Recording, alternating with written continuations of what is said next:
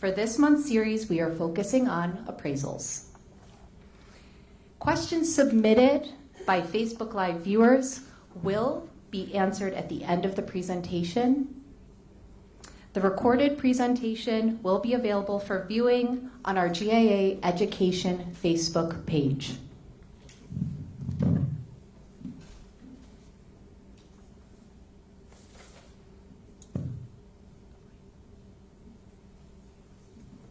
Our speaker today is Theresa Brossmer. In 1981, Theresa launched her independent jewelry appraisal practice, Gem Appraisals Unlimited, LLC. Her client base is diverse, including individuals, many levels of law enforcement, and the legal community. Theresa regularly appraises seized and forfeited property. She is often retained as an expert witness or litigation consultant, specializing in testimony regarding gem and jewelry valuation and jewelry appraisal professional standard of care. Theresa earned her accredited senior appraiser and master gemologist appraiser designations through the American Society of Appraisers and senior member status through the National Association of Jewelry Appraisers. Theresa is a GIA Graduate Gemologist and currently serves as the International Education Chair, Course Developer, and Instructor for the American Society of Appraisers, Gems and Jewelry Discipline.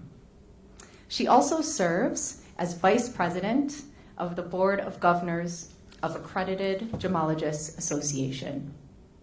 Today, Theresa is going to discuss how she uses her knowledge to give a credible, defendable opinion of value. Please help me to welcome to the stage Theresa Brossmer.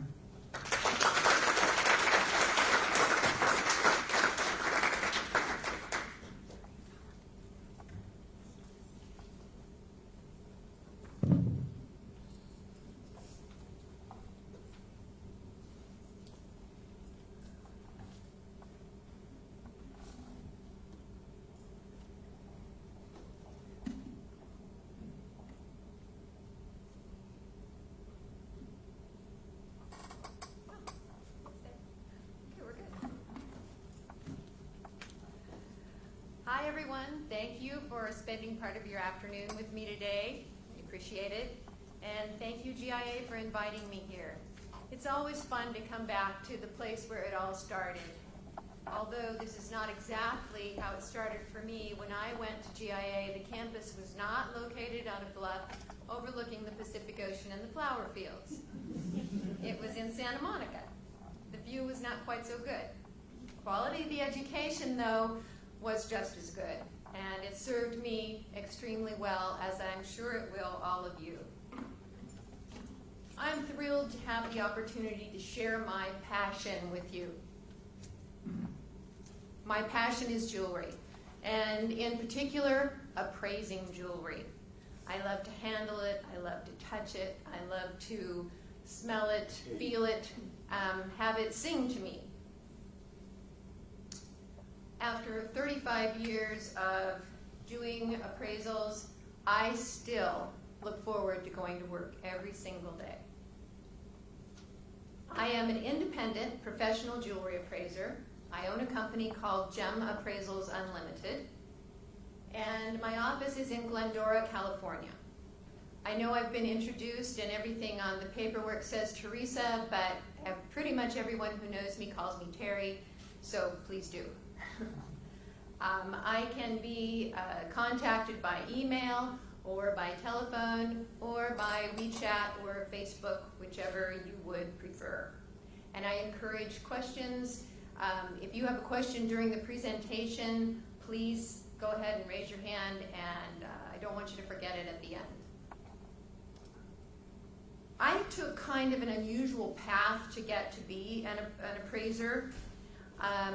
I was born and raised in the middle of the United States in Nebraska, where there's a lot of cornfields and not a whole lot of jewelry. My parents say that I was fascinated by sparkly things from the time that I was a small child, but I don't remember that. I just know when I got to college, I decided that my appreciation for jewelry and the fact that I was interested in art and drawing and painting, maybe I should become a jewelry designer. So I went to the most prominent jeweler in the area and I asked them, how do I get into this business? And their answer was, well, you have to be born into this business. That was a little bit of a problem for me. My parents were farmers, they weren't in the jewelry business, but we continued the conversation and the people at the jewelry store told me about GIA. And they suggested that perhaps I should study with GIA and correspondence. This was before the internet. There wasn't any email. Everything was snail mail and hard copies and the telephone. So I left the meeting and I went and called GIA and they sent me a package in the mail, a big envelope with a lot of information and an application for all of the different courses that were available in correspondence at the time. And I took the package back to the jewelry store and I said, where do I start? Which courses are going to be the most beneficial for me? Well, they were impressed enough that I'd actually followed through on their original suggestion that they offered me a job.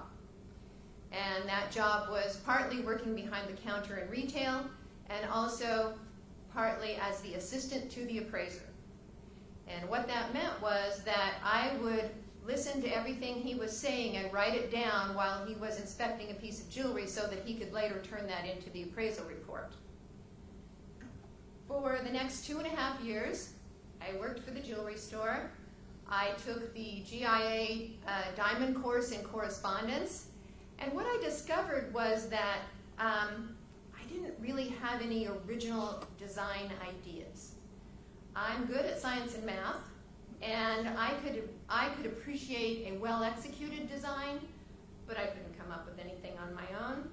So appraising jewelry was perfect for me. I could do what I did best. And I decided that in order to further that end, I needed a graduate gemologist degree. And I came home from work one day and I told my husband, I'm going to California to complete my graduate gemologist. It takes about 6 months. You can wait for me or you can come with me, doesn't matter. He came with me and I'm still here.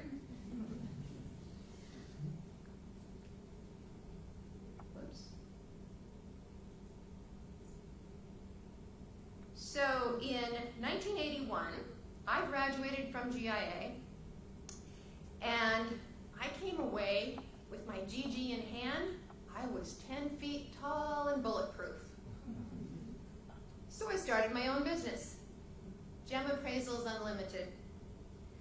I had my Maxi Lab, and I went out to small independent retail jewelry stores in the San Gabriel Valley, and I solicited their appraisal business. I cold called most of them, and some of them were interested, some of them not so much. But I ended up with running into one very influential woman who owned a jewelry store, and her husband owned a findings company. Before Stoller, there was smaller scale places that sold findings, and he had a lot of accounts in the area. So when I came in to see her, she pulled her ring off of her finger and she said, "Here, appraise this." I panicked. All I had with me in my bag was my loop, and I told her that. I said, I only have a loop. I'm not prepared to do this. She said, "I just want to see what you have to say." So I pulled out my loop. I looked at her ring. It's a beautiful pear-shaped diamond. I estimated the size. I gave her a pretty concise range of quality, clarity, and color. And she pulled up a piece of paper from under the counter that was an appraisal that was performed by the appraiser that she was using, and it matched up right down the line. The fact that I would come to her store and set up on the counter in front of her customers was what sold it. I could do the same service that she was sending everything out for, and I would be doing it right there in her store. She didn't have to send anything anywhere. So all these same stores, I also, since I had a background in retail, I worked when it was Christmas time and they needed extra help, when somebody went on vacation, when they had special events, trunk shows and things. So I got a lot of good retail experience in a lot of different kind of stores, and I was exposed to a lot of jewelry. I found out that I had a good handle on gemology with my GIA GG. I had a good handle on jewelry on the retail market. What I didn't know was people and how to deal with people and the intimacy of their jewelry. I learned diplomacy the hard way. I had a lady come in with her new engagement ring, and she wanted an appraisal on it so that she could get insurance. So she sat down across from me, and she handed me her ring, and I looked at it, and I put it under my scope, and I looked at it again, and I handed it back to her, and I said, "That's not a diamond." She went white as a ghost, and then she got hysterical. When I finally got her calmed down, I learned the background story that she was engaged. This was a long distance engagement. She'd gotten the engagement ring in the mail. She'd never met this man that she was engaged to. It was all by telephone and by written correspondence. And not only did he send her a CZ engagement ring and represent it as a diamond, but he also accepted a lot of money from her to invest in his business. It was not a good situation. I learned that you have to tell the truth, but I choose my words and how I deliver them much more carefully after that. I also learned that no matter whether it's a 1/4 carat diamond I'm appraising or a 5 carat D flawless, that jewelry is important to someone. It was purchased or received as a gift, probably in celebration of a milestone of someone's life. And it's absolutely necessary that the people and the jewelry have my ultimate respect at all times. It was a good lesson. Jewelry appraisals used to kind of look like this, and I think in some places they probably still do. Historically, appraisals were prepared by the jeweler who sold the piece of jewelry. But in the mid-20th century, that started to change. The appraisal profession kind of began to develop as a separate but symbiotic relationship. Jewelers figured out that the expertise and knowledge that they were going to need to describe diamonds properly with the 4 C's and to identify gemstones and potential treatments that had been done to them was going to require equipment and more knowledge and money than they were willing to spend. They also discovered that their time was more valuable behind the counter selling jewelry that they had invested in as stock than appraising something somebody already owned. So then there was lawsuits, and that's a pretty scary thing. Jewelers realized that if they were going to produce appraisal reports, that they may end up in court over them, and that if they didn't have a real good handle on what they were doing, they probably should not be doing it. That's when independent jewelry appraisal became a viable profession. For the first 15 years that I was writing appraisal reports, I had no formal training in appraisals. Yes, I had training in gemology. Yes, I had training in jewelry. I even had plenty of experience in the market. But I didn't have any training in research, valuation theory, basic appraisal methodology. And I discovered ASA, the American Society of Appraisers. ASA provides a really excellent foundation for appraising. It's a multidiscipline organization. They have, there's the gems and jewelry discipline, there's a personal property discipline, there are business valuers, there are real estate appraisers. The interesting thing is that the basic theory of appraising is the same no matter what kind of property you're appraising. And I went through a program at UC Irvine, a certificate program that was sponsored by ASA, and took all the classes and learned about market research, analysis of that research, and how to write a report. My appraisals got much better, and I earned the confidence that I needed to really start to accept some more challenging and more lucrative assignments. I was also introduced to USPAP, the Uniform Standards of Professional Appraisal Practice, which came into being in the early 80s, and it is the standard of care in the appraisal profession. If an appraisal report is ever challenged, if it goes before the IRS, if it's part of an estate tax return or a charitable contribution tax deduction, it has to be USPAP compliant. And all ASA accredited appraisers produce USPAP compliant reports. I am such a nerd and liked this framework and all of this area of study so much that last year I decided to become a certified USPAP instructor. So add that to my list. Becoming accredited with ASA is not easy, and it's not cheap. It's an investment in your future. It is a GG or the equivalent is absolutely required to be a gems and jewelry appraiser with ASA. And once you earn that accreditation, it is very highly regarded in the industry. It is especially highly regarded in the legal community. It opens doors to really important and interesting assignments.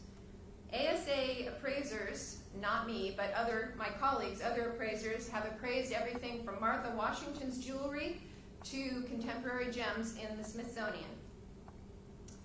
The other nice thing about this organization is that is the network. I receive referrals from my colleagues in all different kinds of disciplines. And there are often appraisal assignments, particularly estates, where it's not just jewelry that needs to be appraised. There's furniture, there's homes, there's cars, there's everything else. And so if you're involved in the organization, the person who is in charge of handling all the appraisers will say, I want you to do the jewelry, and I want you to do the cars, and I want you to do, and those kind of referrals are invaluable. Jewelry appraising requires a familiarity, if not a certain level of expertise in a lot of different areas. Of course, you have to have your gemology degree. GIA gives you that good, solid foundation and lots of options in which direction to go. A good understanding of world history is invaluable, because when you think about it, jewelry really is a window into history. Through it, we can see what was happening at the time. You also need an expertise and an understanding of appraisal methodology and valuation theory. And you need an understanding of jewelry manufacturing.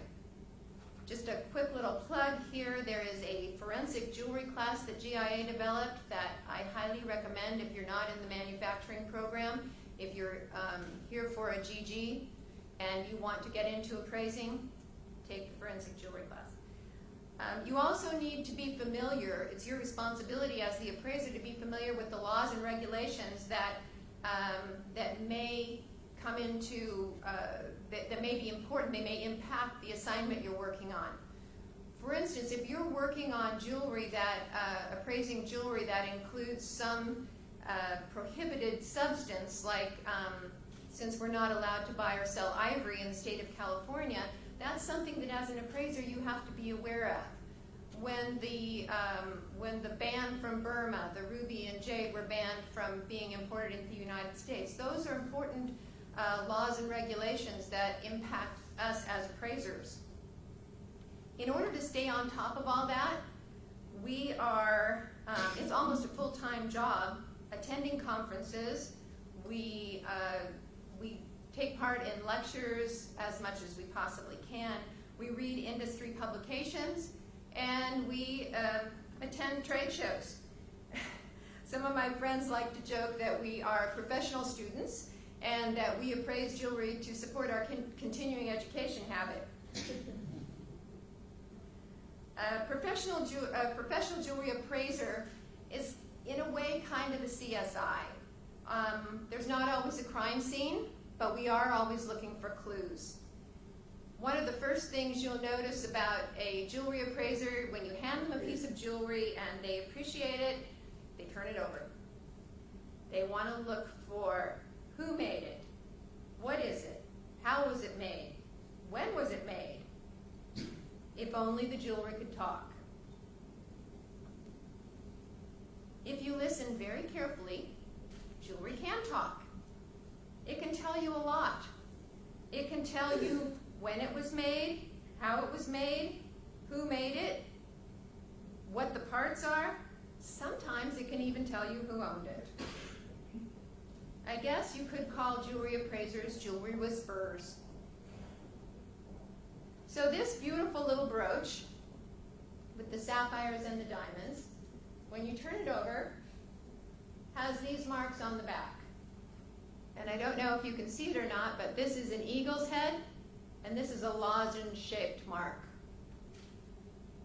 The eagle's head is the hallmark. That tells me that it was made in France. The eagle's head also tells me that it's 18 karat gold. This mark right here is a lozenge-shaped mark, and that's the maker's mark. And if I had a reference, I could find that matching mark, possibly, and know who made the piece.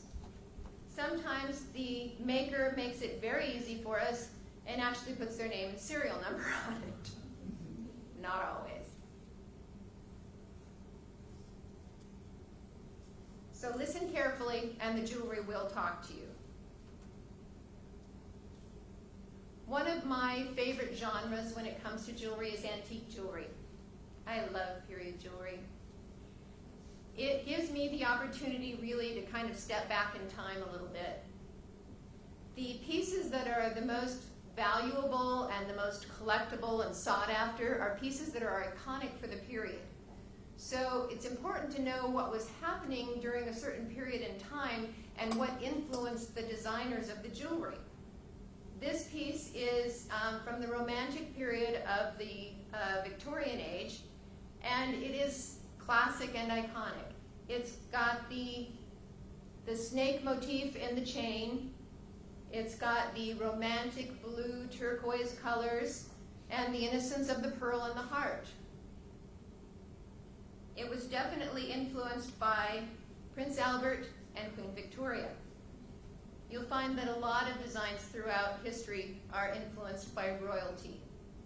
Now, designs are influenced not so much by royalty as by entertainment royalty.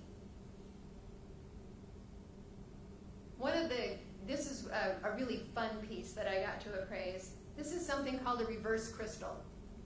This was a popular mode of manufacturing in the late 1800s.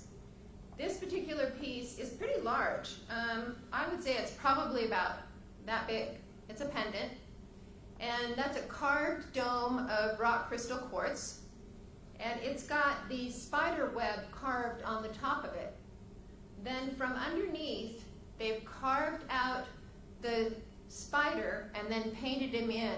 So when you have that piece in your hand, it gives you the illusion that that spider is inside that web just waiting to jump out and capture that fly on top. These naturalistic themes were really popular during that period, that period in time.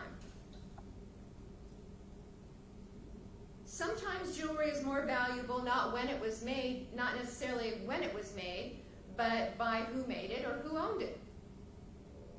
In 1995, I had the incredible opportunity to appraise Ginger Rogers' collection of jewelry after she passed away. And this fan, Demi Parure, was hers. It was a wonderful experience. I spent 4 days inside the viewing room of a bank vault going through her jewelry collection, which literally followed her life. Every major milestone, every opening of a show, every husband was well documented in jewelry. I was working with her personal assistant, and she was a really nice lady, and we developed a good working relationship while we were there together for 4 days. And toward the end, she said, "Would you like to hold her Oscar?" Yeah, I've never even seen an Oscar in person before. So she brought it out because it was stored with the jewelry. And I stood there holding her Oscar, and I even had my picture taken holding her Oscar. And I read the inscription on it, and it said that it was from 1941 for a movie called Kitty Foyle.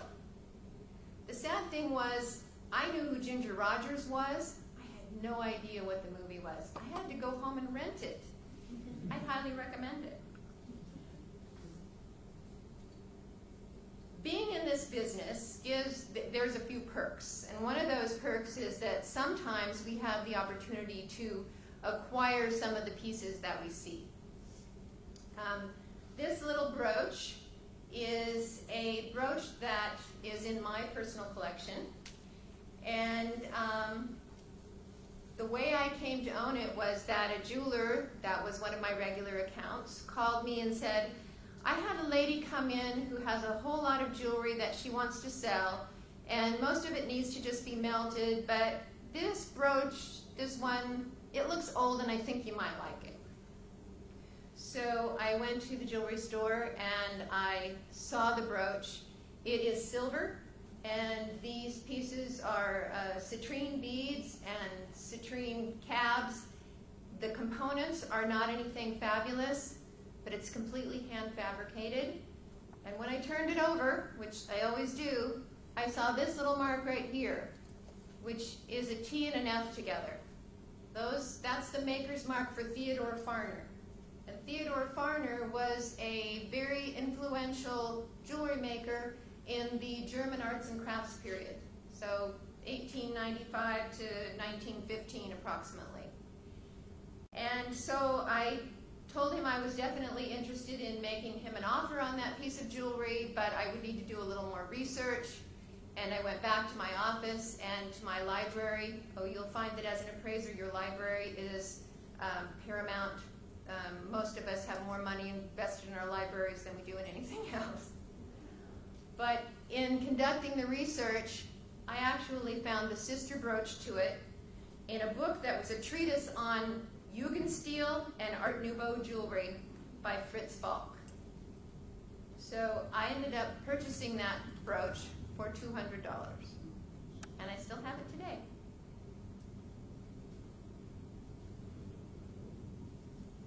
When you think of appraisals, you kind of think of automatically of appraisals for insurance coverage, because that's probably the biggest majority of appraisals, and that's where most jewelry appraisers start. But in my office, I offer, of course, appraisals for insurance coverage. I also conduct appraisals for estate settlement, estate taxes, or equitable distribution of the property. I provide consulting services when there's family members that don't necessarily want a full written appraisal report. They just want to know, how do we divide this up evenly? They'll have 3 or 4 of them come into my office, and we will go over things together, and everybody will be happy because they'll feel like they had an unbiased third party just telling them what was fair. Appraisals also, believe it or not, are done post-loss. And I know that sounds kind of crazy. You'd think you have to have the jewelry in front of you in order to write an appraisal on it. But that's not necessarily true.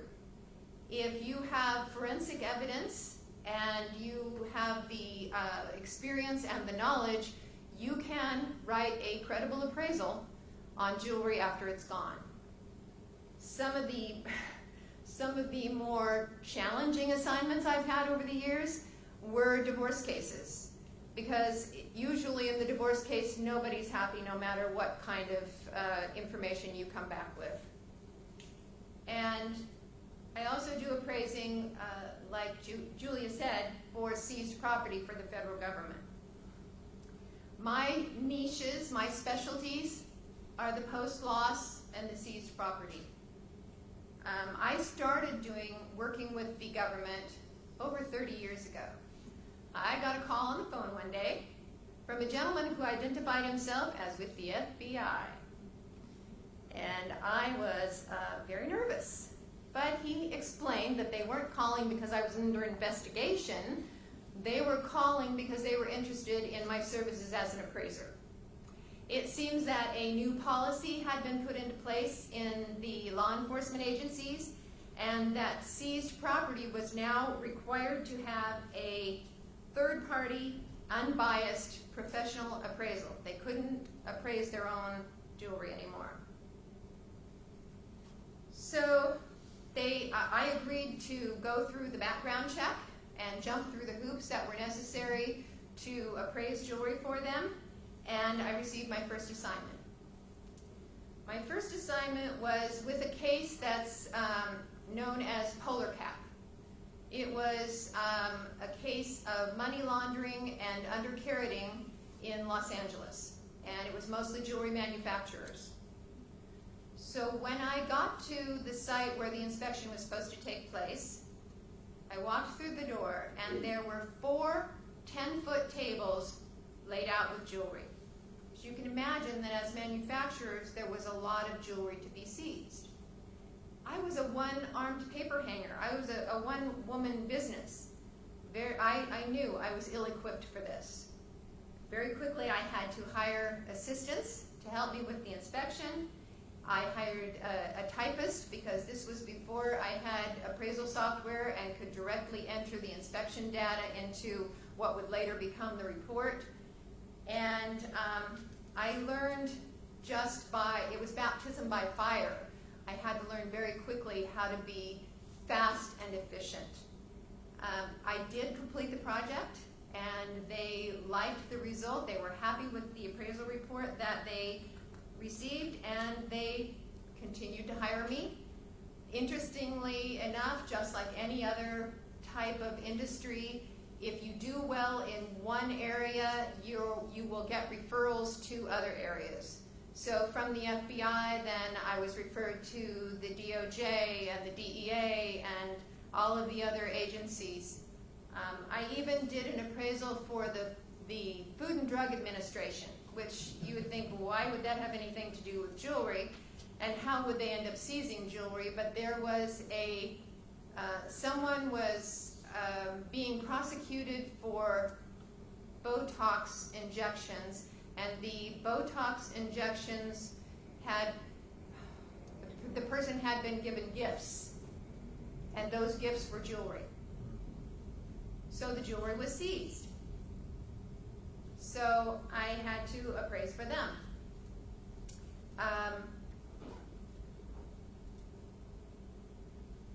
One of the most expensive pieces that I ever appraised that had been seized was this watch. It's called the Genghis Khan, and at the time when I appraised it, it was worth $1 million.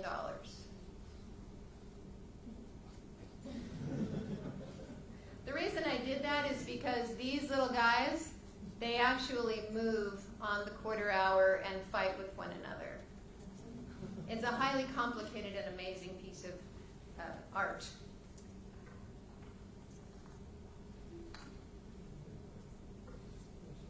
When I was writing appraisals for the FBI, I almost never had to testify. But in one case, it was a very high-profile case, and I had to testify. And the case was being tried in Washington, D.C. So I was flown to Washington, D.C., and it was a high-profile enough case that they felt that it was important that I was protected. So I was met at the airport by my new friend and constant companion, a retired police officer who was my bodyguard. And I testified the following day. My testimony lasted about 15 minutes. But because they had scheduled for me to be there for for a day and a half, my bodyguard was a very excellent tour guide, and I got to see a really great tour of the monuments and all the special places in Washington, D.C. When I first started doing appraisals of seized property, things were a lot different than they are now. And seizing property and the custodial responsibilities of that property were still being developed as far as the law enforcement agencies go. So there was usually only one vault, and in that vault was stored everything that was seized. The jewelry, the cash, and a lot of times the drugs. And the jewelry could not be removed from the vault to be inspected. So I always had to be, and I still have to be, accompanied by 2 agents while I'm conducting the inspection. And one time after a long day of inspecting inside the vault, we realized that that pencil that rolled across the table and fell into the floor was the most hilarious thing we had ever seen. Fumes may be present. Things have changed a lot.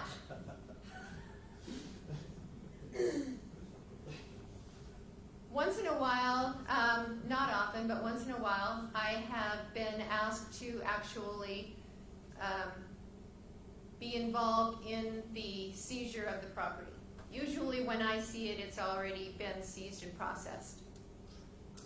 But once in a while, I have been asked to be involved in the seizure, especially if the surveillance records indicate that there was a lot of jewelry having been purchased with ill-gotten money, and they're expecting to make a sizable seizure. So on one occasion, we arrived at the residence, and of course the raid had already taken place. And I went into the dressing room where the safe was located, and the agents and I were sitting there anxiously awaiting for the locksmith to get the safe open. And he did get it open finally, and inside, piled high, were pristine boxes from some of the best jewelry salons and some of the most expensive watch boutiques you can imagine. So we were excited about this assignment. One by one, each one of those boxes was opened, and every one was empty. I'm sure that the crook was laughing as they drove him away. The conditions have definitely gotten better. Even the nature of the jewelry has changed. Originally, when I first started appraising seized property, a lot of it was very, I would call it iced out and personalized type jewelry. And now it's more likely to be Rolex and Tiffany. The positives about doing this kind of work are that it's kind of recession-proof. No matter what's going on in the economy, there will always be crooks, and they will always have their property seized. They'll always get caught. The only time that there was a downturn in my business as far as the seized property appraisals go was immediately following 9/11, when most of the assets of the federal government was being directed toward fighting terrorism and not necessarily seizing jewelry and property. Other than that, there's plenty of work even in a bad economy. And they pay well. They expect a lot, but they pay well. The negatives are that there's a lot of paperwork involved. Anytime you have a contract with the federal government, you have to, certain forms you have to fill out and certain things you have to swear to on an annual basis. And the other potential negative is that the inspection locations, although they are not in vaults any longer with cocaine or pot or anything else, they are not always climate controlled. They may be warehouses where there's no heat or no air and the lighting is not particularly good. So you learn to dress accordingly and to pack your travel bag accordingly with lots of extra light and everything that you're going to need. My second area of specialty is the post-loss that we were talking about. Jewelry can get burned up in a fire. It can be stolen. It can be in a safe deposit box and something happens to the safe deposit box. Or it can be taken out of the jeweler's safe. We don't like to think about these things, but they do happen. And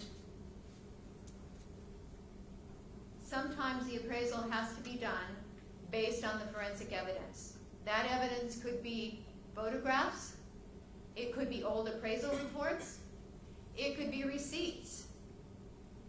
Hopefully it might even include some GIA reports and interviews with the people involved.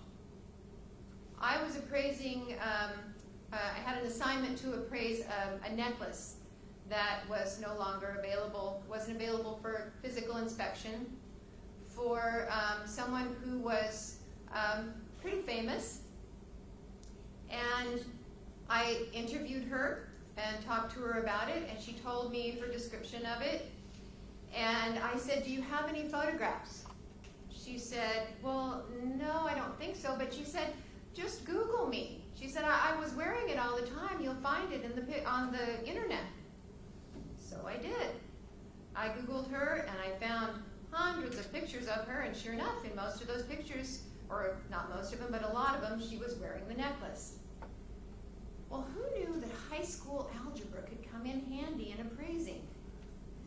I was able to take a measurement of her face and then put a ratio together with the pictures and the size of the necklace and come up with pretty close to what the actual size of that diamond was. And sure, it doesn't prove that it was a diamond, it doesn't prove that it existed, there were still a lot of hoops to jump through, but it's just an example that it is possible to come up with what something probably looked like based on forensic evidence. The most memorable post-loss case that I've worked on so far was one that involved some jewelry that had been stored in a safe deposit box. The client who hired me said that she and her sister had inherited some jewelry from their mother, and she had taken her jewelry and put it in a safe deposit box, and that the safe deposit box had been lost. And what happened was the financial institution where the safe deposit box was purchased by a larger financial institution. The small branch was closed. They moved everything into a new, bigger branch, and somehow in the process of the move, an entire bank of safe deposit boxes got lost. So by the time I got involved, it was a lawsuit against the financial institution. And so I asked all of the regular questions, what kind of support do you have? Can you send me a list of what was in it? Do you have any photographs? Do you have any of this? And that's when I also asked her, and your sister's half of the jewelry, where is that? Was that in the safe deposit box? And she said, no, it wasn't. My sister had hers stored at home, and she still has it. I said, I would like to make arrangements to look at your sister's jewelry, because if you divided it in half, it would stand to reason that the value of her half would be equal to the value of your half, which is no longer here. So we scheduled an inspection, and I went to the attorney's office and met with her and her sister. And the jewelry that was laid out on the table included these pieces. There were quite a few pieces, and they were beautiful. They were classic retro 1940s, maybe some earlier, and some into the early 50s pieces. But they weren't spectacular. They weren't really amazing. And I was a little bit perplexed as to why at this level of jewelry you would spend the money for a lawsuit. Because, you know, hiring attorneys and pursuing a lawsuit is expensive. But I started inspecting the jewelry, and I noticed that right here on the shoulder of the ring was a monogram that looked like a W and an E put together. And then I turned the ring around to the other side, and the other shoulder had a little coronet on it, kind of almost like the Rolex crown, but not exactly. And I looked inside the ring, and inside the ring it said Montour Cartier, which meant that Cartier made the ring with the client's gemstones. So I asked about the inscriptions, and what they told me was that their mother was Jean Drews, and Jean Drews was the personal secretary to the Duke and Duchess of Windsor in the 1940s when they were stationed in the Bahamas. And the jewelry that they inherited were gifts from the Duke and Duchess of Windsor to their secretary. It still just gives me chills. I actually got to touch history. I got to touch pieces from the most amazing love story of the 20th century. He abdicated the throne for her. And then they gave their secretary jewelry that was inscribed with their initials. And one watch even had an even more personal inscription that had a date on it. It was a really, really fun assignment. But in the end, the value conclusion that I came up with was based on the value of the jewelry that was there as representative of the jewelry that was gone.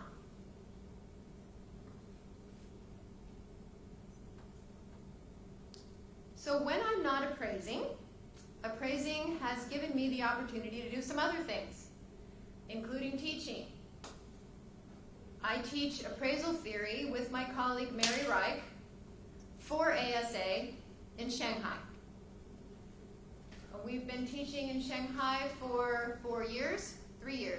We've been there 4 times. Our 5th trip is scheduled in October. The classes are comprised of people from all different facets of the jewelry industry. We've had, of course, gemology students. We've had manufacturers, retailers, colored stone dealers, diamond dealers. We've even had professors. It's been a wonderful experience. I don't speak Chinese, and neither does my colleague, so we have Leo, our translator. And Leo is an amazing translator because he graduated from GIA in New York. And he studied at New Hampshire University.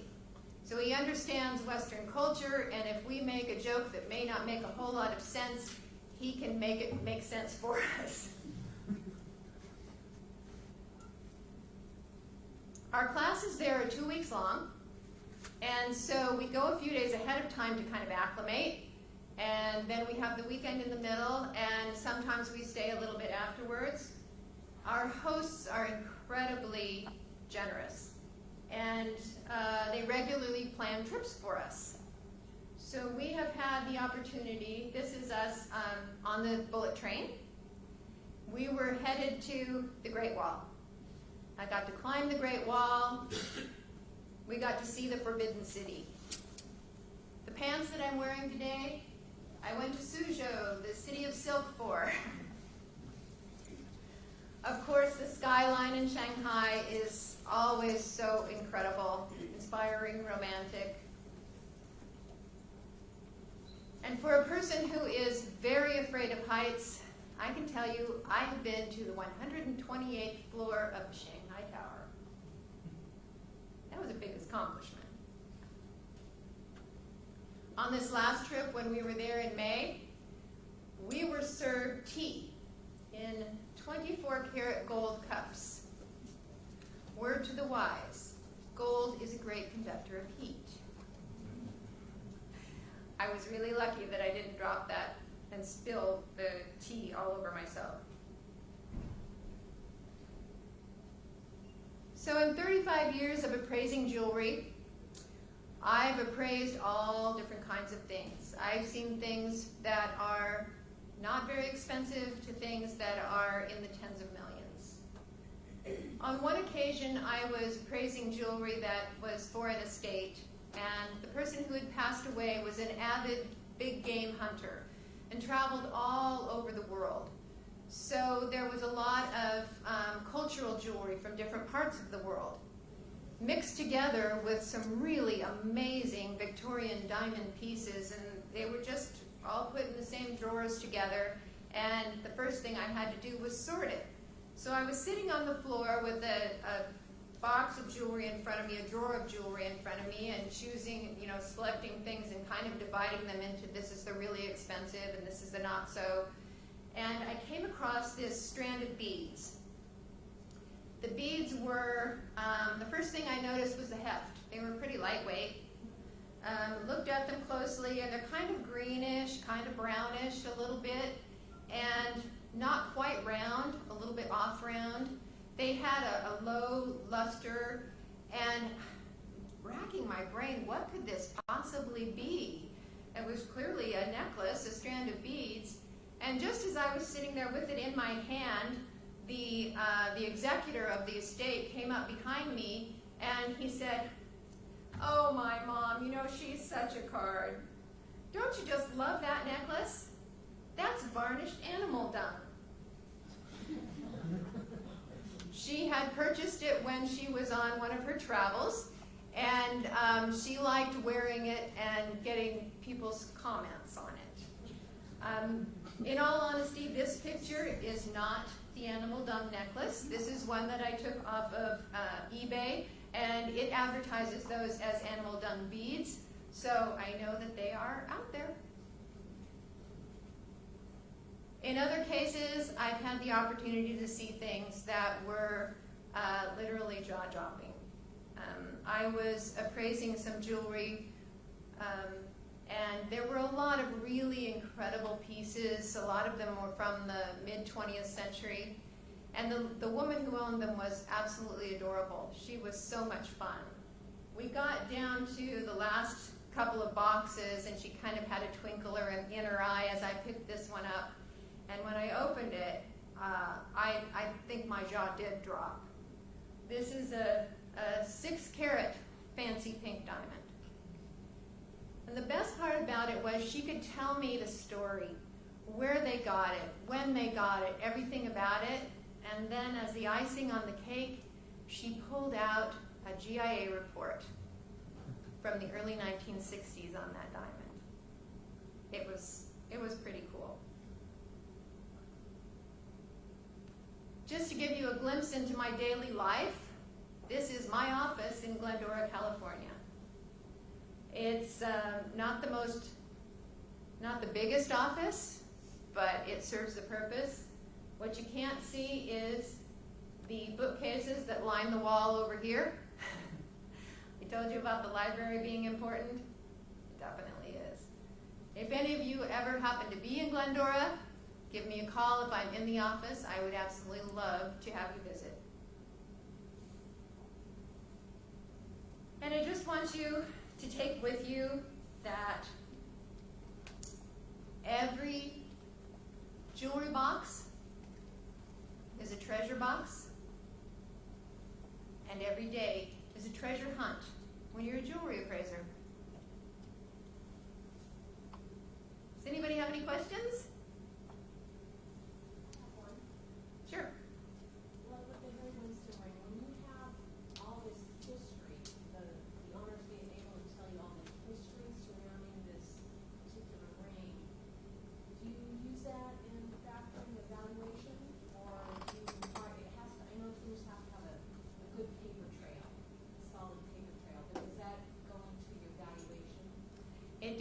depends on who owned it and whether or not that is going to impact the value.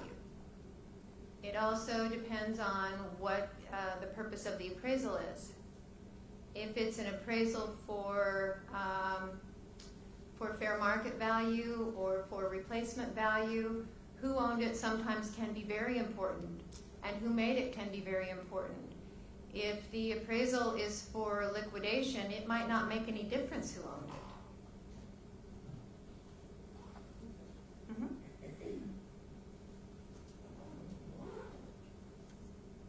Does anybody else have any questions? Well, thank you very much for spending the afternoon with me. I hope I've inspired maybe one or two of you to consider jewelry appraising as a profession. Like I said, after 35 years, I still look forward to going to work every day. You never know what's going to walk through the door. Thank you.